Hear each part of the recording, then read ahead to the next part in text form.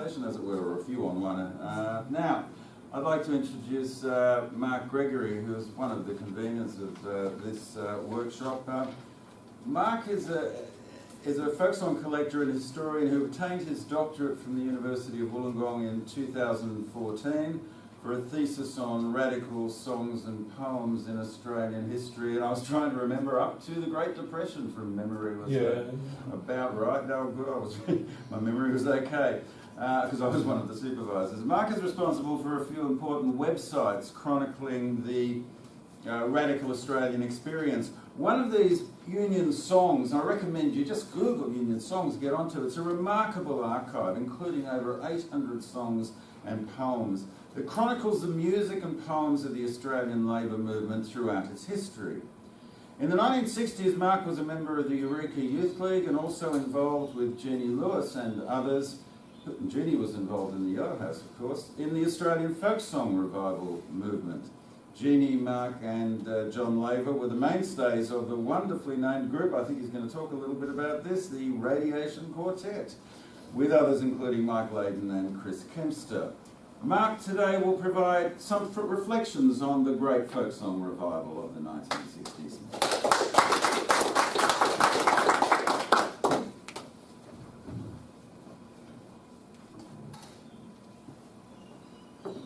Hard act to follow, that one.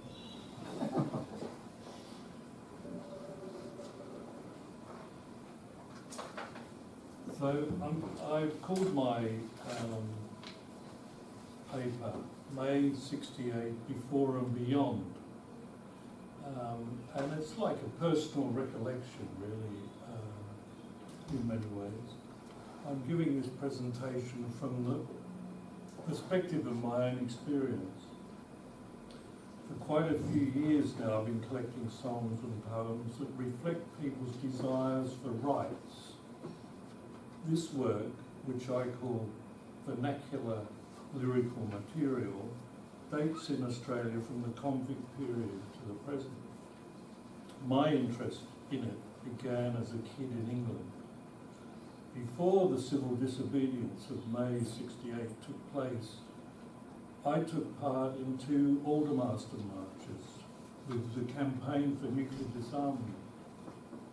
The first march took us from Aldermaston to London in 1969, and the second march, which was many times larger, took us from Trafalgar Square to Aldermaston. Aldermaston is a nuclear weapons centre in a little village called Aldermaston.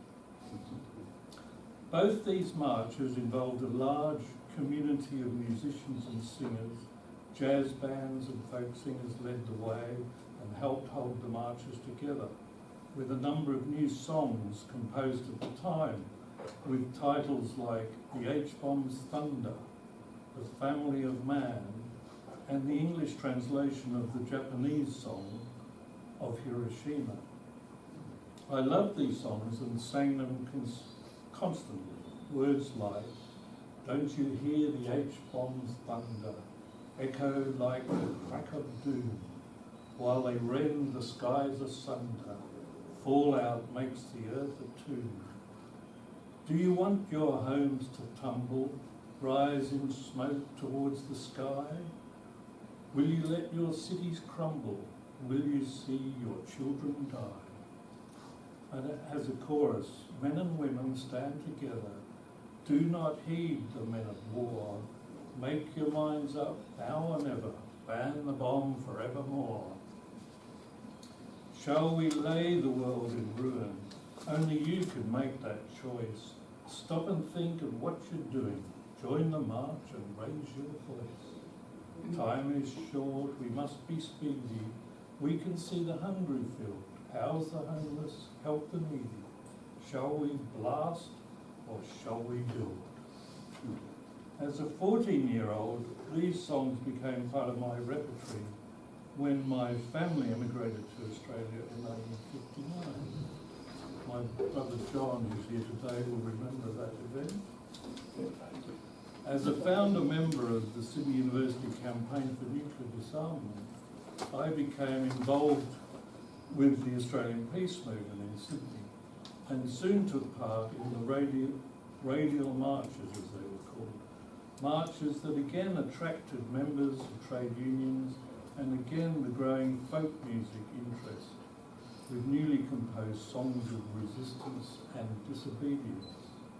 Songs drawing on writers such as Dorothy Hewitt, and as Anthony mentioned, we formed a group called the Radiation Quartet at that time. In Easter of 1962, I had joined with many other students in a march to Canberra, taking our songs and opinions to Parliament House. This march involved two radical trade unions. These were the unions that guided us to Canberra and fed us on the way and housed us in tents, of Australia, and the Seamen's Union of Australia. The MUA had a long tradition of supporting cultural interventions, the film unit, songs at lunchtime, banner workshops, and theatre. The developing American war in Vietnam and the ludicrous attempts to forcibly recruit Australian soldiers by lottery raised the ire of thousands more people who opposed Australian involvement in Vietnam. The victory of Dien Bien Phu in May 1954 should have been a wake-up call that the French or any other recolonisation of the country would prove impossible.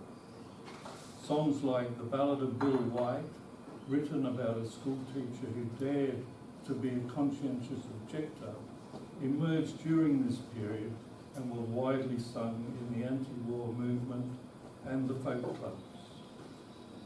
Anti-war songs were being written internationally, and 1 year after May 68, in 1969, the Vietnam Songbook was published in the United States, with 100 songs from all over the world.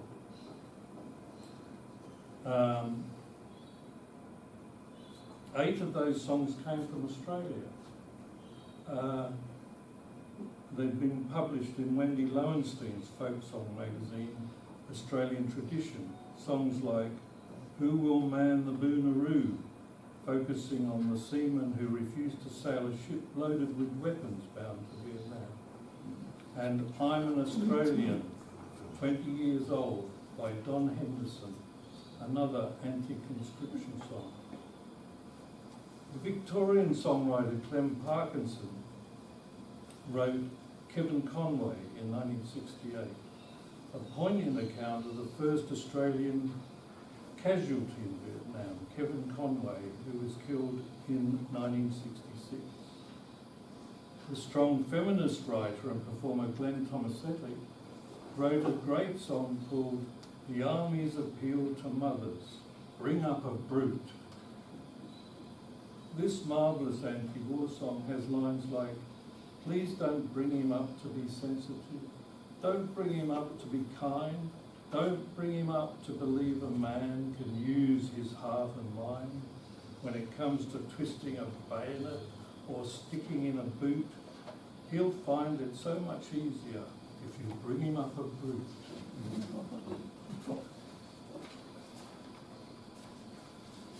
There are echoes here of the much earlier MUA refusal to load pig iron bound for Imperial Japan on the Dalfram in this location.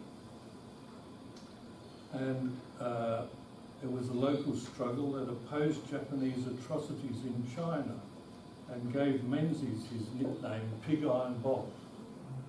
Clem Parkinson has written about this infamous act of Attorney General Menzies in a song he called the Pig Iron Song, composed in 1964. Here we have words like, did you ever stop to wonder why the fellas on the job refer to Robert Menzies by the name Pig Iron Bob? It's a fascinating tale, though it happened long ago. It's part of our tradition, every worker ought to know. And it has a chorus. We wouldn't load pig iron for the fascists of Japan. Despite intimidation, we refused to lift the ban. With democracy at stake, the struggle must be won. We have to beat the menace of the fascist rising sun. Attorney General Menzies said the ship would have to sail. If the men refuse to load it, we'll throw them into jail. But our unity was strong, we were solid to a man, and we wouldn't load pig iron for the fascists of Japan. Following the success of the November 1969 moratorium in the United States, a series of citizen groups opposed to the war in Vietnam decided to band together and put on a moratorium in Australia. Late in 1969, they formed the Vietnam Moratorium Campaign, just days after the killings of 4 students in Kent State in the United States.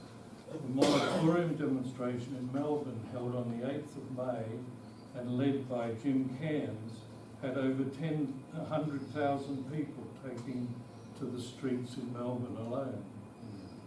Across Australia, it was estimated that 200,000 people were involved. These events massively changed the political landscape in Australia and can be seen as the spark that led to the demise of the Menzies era and the possibility of the alternative Whitlam era opening up space for a breath of air over the next few years.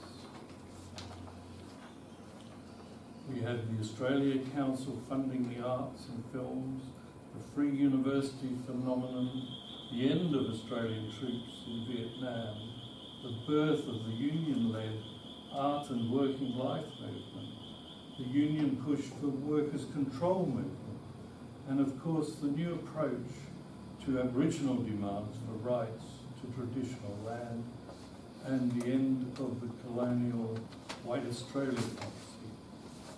Demands for equal pay for women also loomed large in the labour movement. Reflecting the demand for women's rights, Glenn Tomasetti, who I've mentioned before, composed her song, Don't Be Too Polite Girls, with perfect irony, using the tune of the old bush song, All Among the Wool Boys. And here are some of her words. We're really on the way, girls, we're really on the way. Hurrah for equal pay, girls, hurrah for equal pay. They'll give it to 10% of us in spite of all their fears, but do they really need to make us wait 3 years? The chorus goes, don't be too polite, girls, don't be too polite. Show a little fight, girls, show a little fight. Don't be fearful of offending in case you get the sack. Just recognise your value and we won't look back. We can't afford to pay you, say the masters in their wrath. But women say, just cut the coat according to the cloth. If the economy won't stand it, here's the answer, boys. Cut out the wild extravagance on new war toys. Lovely songwriter, Glenn Tomasetti. May 68 didn't spring from nowhere. It was a moment with a prehistory and a post-history. In terms of song, in Australia, there had been a resurgence of interest in bush music through the 1950s and 60s, with song collectors recording in the field, as it's called. To a degree, this had a tendency to become ossified, and at times rather a narrow perspective had developed as to how such lyrical cultural material should be performed. For instance, no harmonies, no inventive approaches, the kinds of instruments that could be used to be true to the heritage of the bush songs. Younger musicians like Chris Kempster, Alex Hood and Harry Kay, who had been in the original Bushwhackers band, broke away from this mindset and set up their own bands with a fresher approach. The Lagerphone, which was a kind of jingling Johnny, a stick with bottle tops on it, and banged with a sort of serrated stick. The Lagerphone disappeared and was replaced by guitar, banjo and harmonica. In truth, the old bush songs were often pointed claims for rights and working conditions and appeared in newspapers in Australia from the 1890s onwards. There's some 700 of them actually, not all of that period. In the 60s, of course, it was an era where ideas about civil, gender, social and indigenous rights were being turned on their head. In 1966, for example, 2 years before 68, Gurindji Stockman and their families walked off the Wave Hill station owned by the British company Vesty, Lord Vesty in fact, as a protest for proper wages and land rights. The walk-off lasted 9 years and was supported by unions such as the MUA and other unions across Australia. Frank Hardy spent a lot of time interviewing those involved in the walk-off and published his book The Unlucky Australians in 1968. Kev Carmody and Paul Kelly sat round a campfire one night and out came their wonderful song, From Little Things Big Things Grow, in the late 1960s. Transported lyrical material and ideas about performance styles and content were coming into Australia from the UK, Ireland and the USA, from performers and songwriters such as the New Lost City Ramblers, Pete Seeger, Bob Dylan, encouraging local songwriters to express themselves and their concerns about society, reflecting people's desires to release themselves from restrictive practices, whether these were parliamentary censorship of films and books and music, or the desire not to wage war against other countries. Perhaps we could say that if the earlier bush music songs were about constructing the idea of a nation from a class perspective founded in bushwork, many of the songs emerging around 68 and beyond were written from a more internationalist and industrial worker perspective. And let's remember that when LBJ, Lyndon Baines Johnson, the first US president to visit Australia, arrived in Sydney in 1966, and the New South Wales Premier Robert Askin was riding with him in the car through a Sydney street blocked by anti-war demonstrators. Askin got so furious that he infamously commanded his driver to run the bastards over. He also made another remark a bit later about the BLF and their green bands and trying to save heritage in Sydney, where he said, "Who do they think they are?" to the Sydney Morning Herald.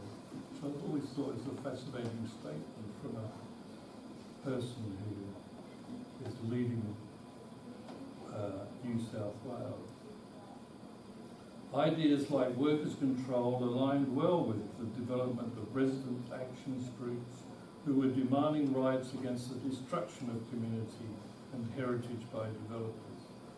These took root following 68 and into the early 70s, and of course can be seen in the green band activities of the BLF. With green bands came a whole swathe of songs, many written by building workers themselves. Some of these songs drew on traditional folk songs like Seamus Gill's Across the Western Suburbs I Must Wander, which comes from an old bush song about wandering through the bush to find a job. They were sung regularly in pubs, clubs, on building sites, lunchtime concerts. Can you imagine a building-sized concert today? And if May 68 connects to the songs written during the period of the Green Band, we can also say it connects with the songs and poems I collected 20 years ago during the Patrick dispute. In the space of the 4-week dispute, people wrote over 30 songs and poems, which they sent to my Union Songs website, so they got distributed across the globe. Before and beyond is where I began, so I'm returning to May 68 and finishing with a quote from Sartre, who wrote at the time, "What is important is that the action took place at a time when everyone judged it to be unthinkable. If it took place, then it can happen again. Leaders of the world, are you listening?" Reflecting on some of the songs I've referred to today, I think the resonances with the present period are stark. We could substitute climate change for H-bomb thunder. Green bands would have helped the residents and action groups opposing the development of destruction and madness like Westerns. Glenn Tomasetti, if she was alive, would still be singing about equal pay for women. So I repeat again what Sartre wrote in 68. What is important is that the action took place at a time when everyone judged it to be unthinkable. If it took place, then it can happen again.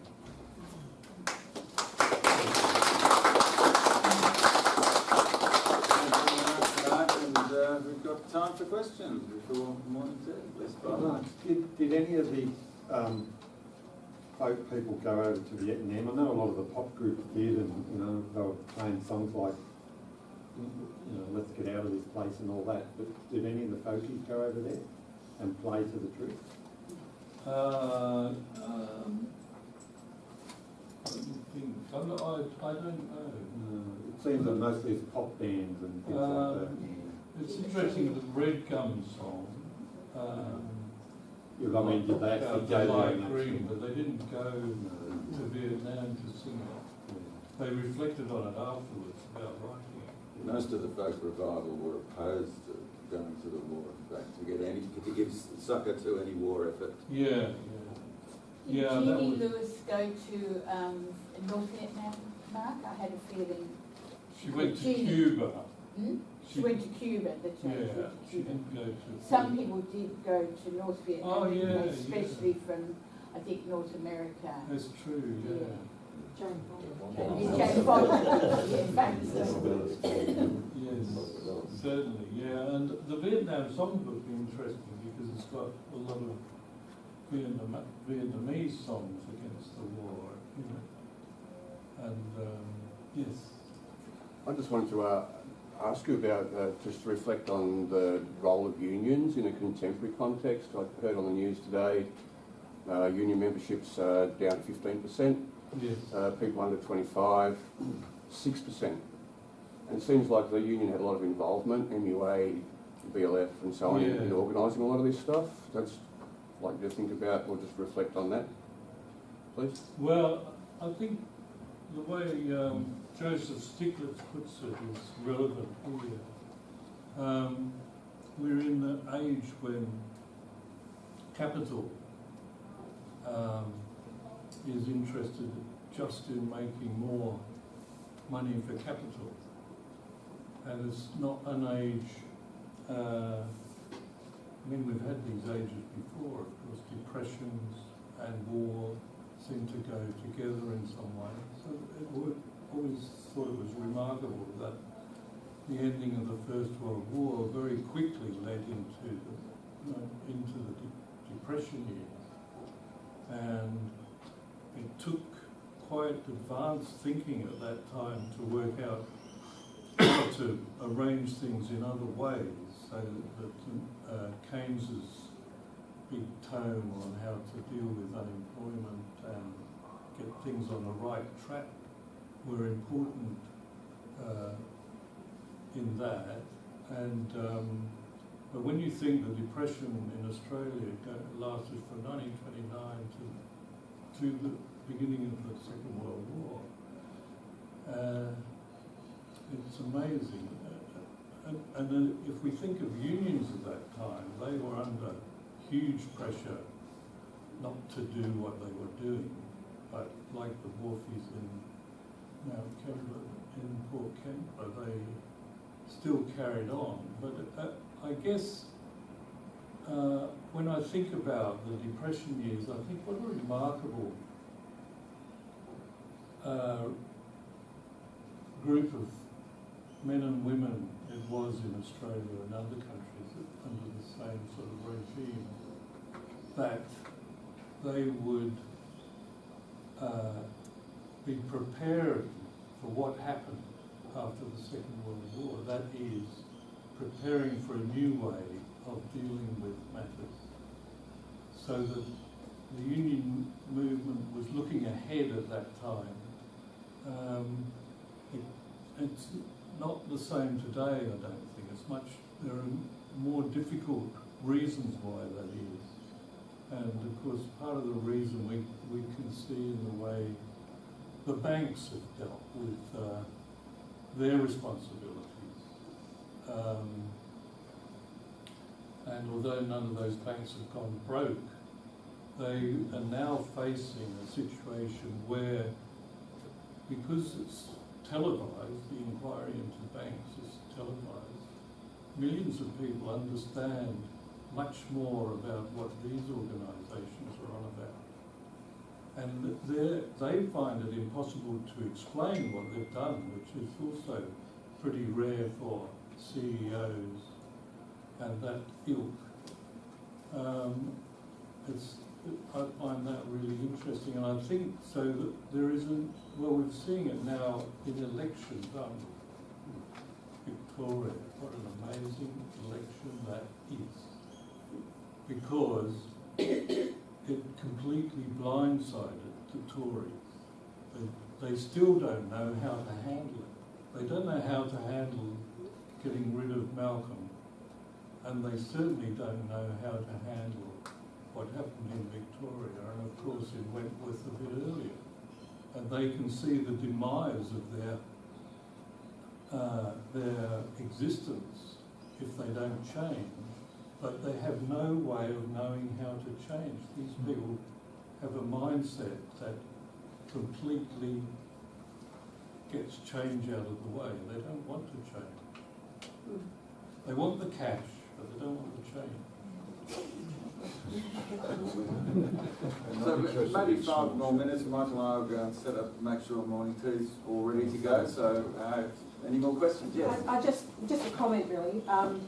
You just mentioned television, I think Roger did as well, and when you started your speech, you started at the C&D and the bomb. Yeah. And for me, growing up in Australia in the 50s, I was born in 52, the images on television of the bomb, of the nuclear tests in the Pacific and of Hiroshima and so on, this was formative.